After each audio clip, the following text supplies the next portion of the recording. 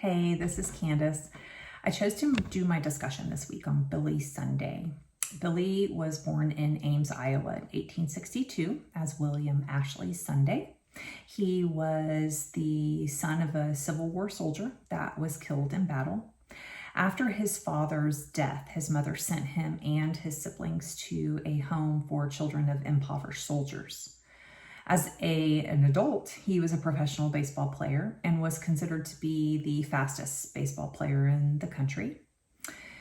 It was actually on a street corner with his drunken teammates that a worship wagon brought him to tears, and it caused him to leave baseball behind and join Christ.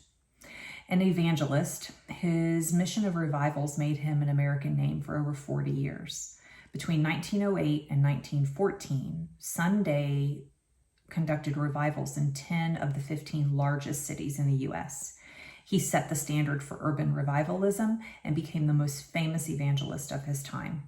His time as an evangelist was sometimes referred to as the Third Awakening, given the number of evangelists that were traveling the country, conducting revivals and giving sermons. Sunday was a conservative Christian whose heart was promoting fundamentalism. He opposed modernism, evolution, liberal theology, social gospel, and feminism. Sunday thought dancing was one of the greatest evils on earth. Theater lacked decency and purity. He would counsel men specifically on the evils of alcohol. He became known for his unorthodox way of preaching, his use of slang, humor, his vigor. It is noteworthy that men such as John D. Rockefeller, Theodore Roosevelt, and William Jennings would go to see him preach.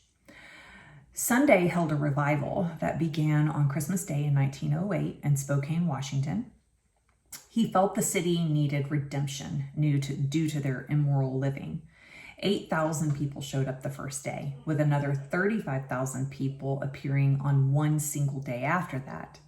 Sunday told the crowd, "I have sized up Spokane. It seems you combine New England conservatism, Eastern shrewdness, Southern hospitality, Western push, and plain devilism."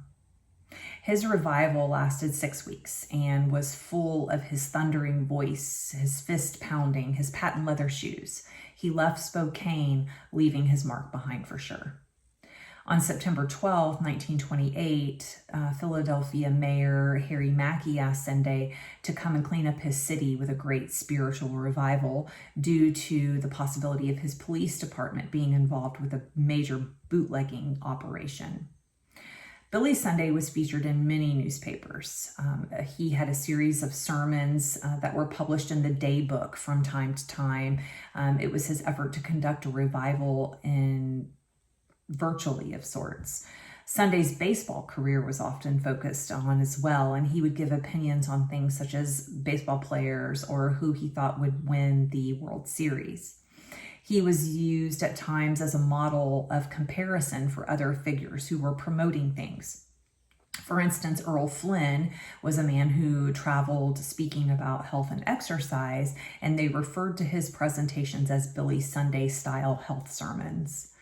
Sunday was also a target of strict criticism, and he was accused of stealing his sermons from other people and taking money from manufacturers to hurt the unions. All in all, Sunday is believed to have spoke to over 100 million people over the 35 years that he spent evangelizing. It's also believed 1 million of those people were converted. He was able to make the idea of revivalism and not only modernize it, but publicize it in such a way that he could reach so many more people. Sunday's crusades have been characterized as the beginning of other evangelists, such as Billy Graham, Pat Robertson, Oral Roberts, and Jerry Falwell.